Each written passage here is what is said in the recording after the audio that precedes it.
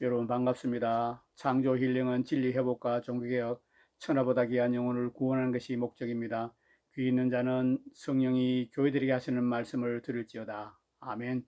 지금 밖에서는 여름을 재촉하는 비가 내리고 있습니다. 오늘은 하늘에 속한 사람 윈 형제의 책을 소개해드리고 합니다. 신사도행전을 쓰고 있는 윈 형제의 간증을 소개하기로 원합니다. 너무 유명하기 때문에 저자는 소개하지 않고 바로 책 안으로 들어가 보겠습니다. 오늘은 제 11장 70일간의 금식을 끝내다 제목으로 된 내용을 소개해드리겠습니다. 본 책 137페이지입니다. 1983년 하반기부터 1984년 6월까지 허난성에 격심한 박해의 파도가 몰아치는 동안 우리 교회에는 모진 어려움을 겪었다. 수백 명의 사역자들이 체포당했다. 나는 하나님이 쉬지 않고 기도하는 어머니를 주신 것을 감사한다. 어머니는 교회와 그 지도자를 위해 조석으로 기도했다. 목자들이 쫓겨나오고 양떼가 뿔뿔이 흩어진 상황에서 어머니는 신도들과 함께 하나님의 긍휼과 교회의 부흥을 위해 눈물로 간구했다. 1984년 4월 1일 저녁 어머니는 무릎을 꿇고 기도하던 중에 환상을 보았다.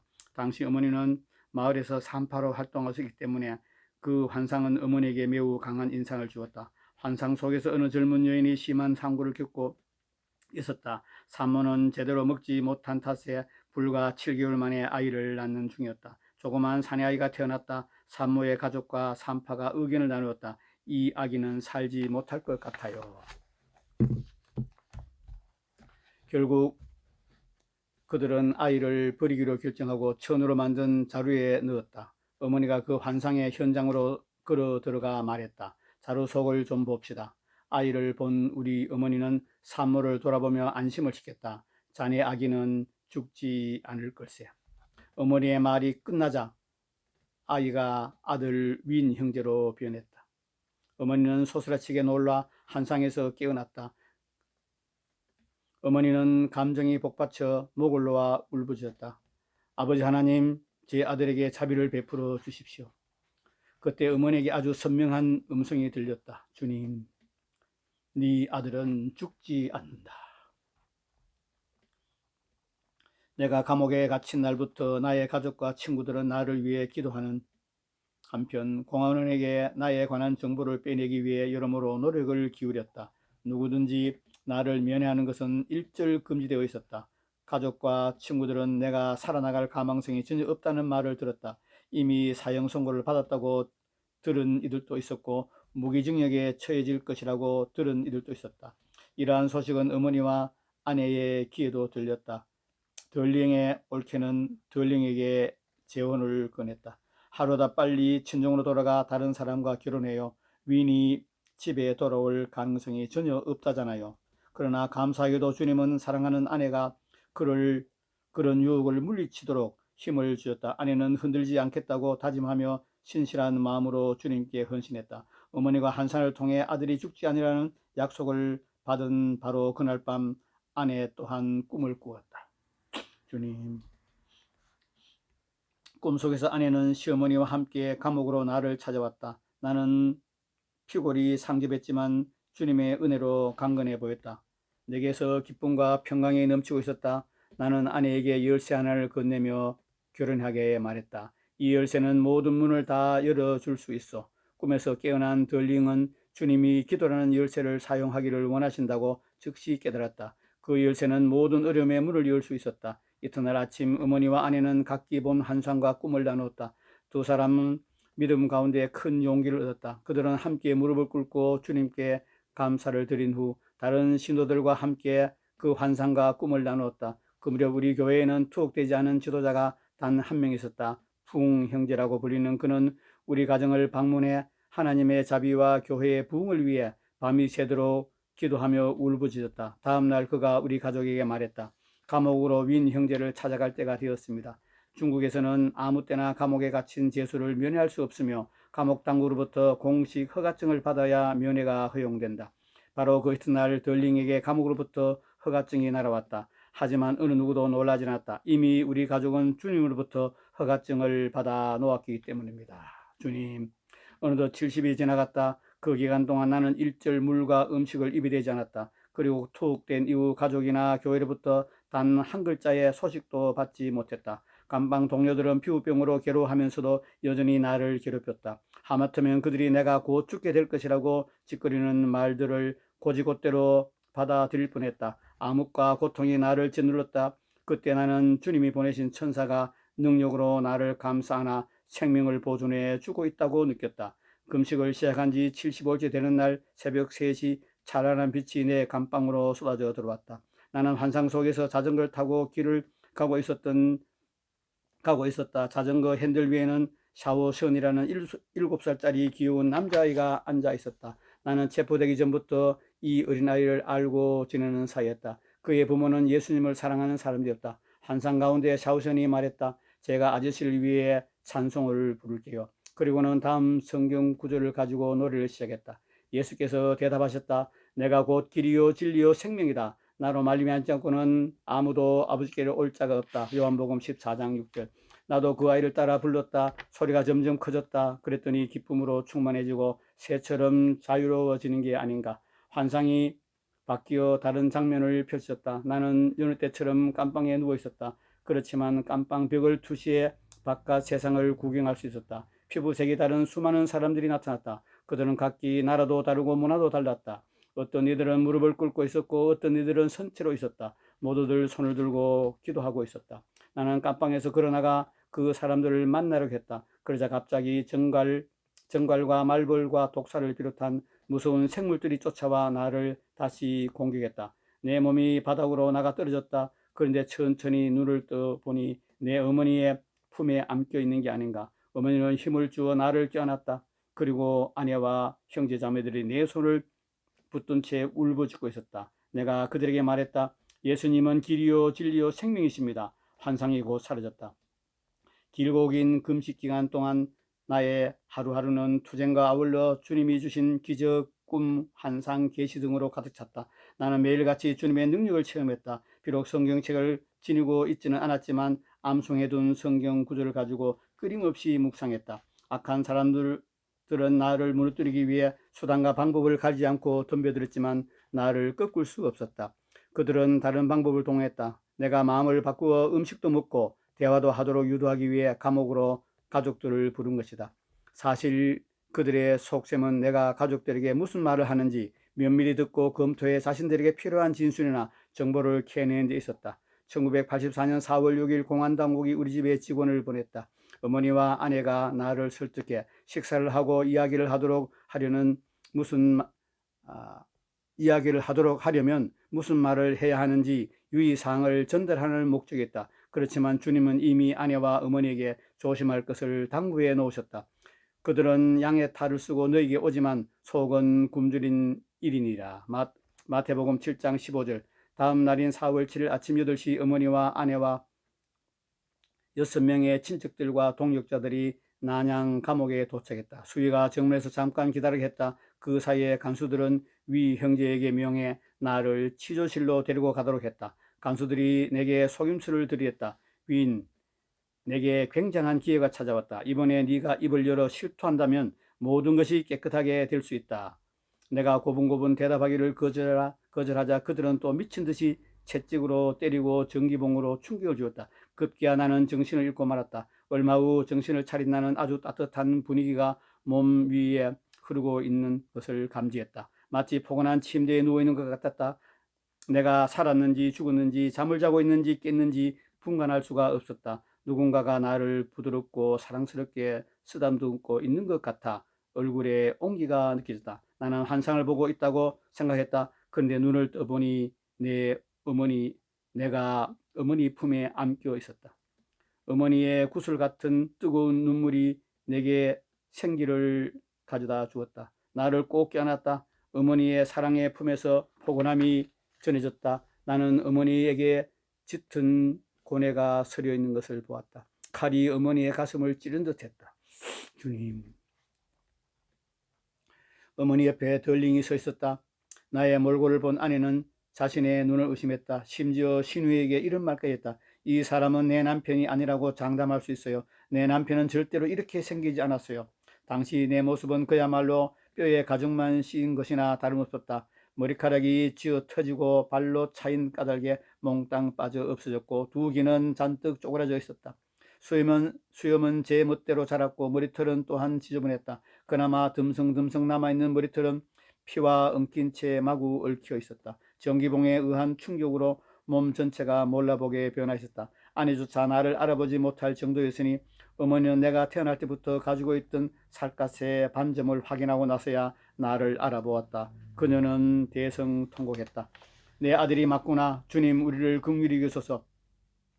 아내는 앞에 있는 조그마한 사람이 틀림없이 자신의 남편이라는 것을 깨닫고는 거의 기절할 지경에 이르렀다. 그때 갑자기 주님이 내게 힘을 북돋아 주었다. 엄청난 능력이 나를 휘감았다. 설명하기는 쉽지 않지만 어쨌든 내 영이 하나님 아버지와 온전히 합일되었다고 느껴졌다. 주님의 명령이 떨어졌다. 이제 말하라.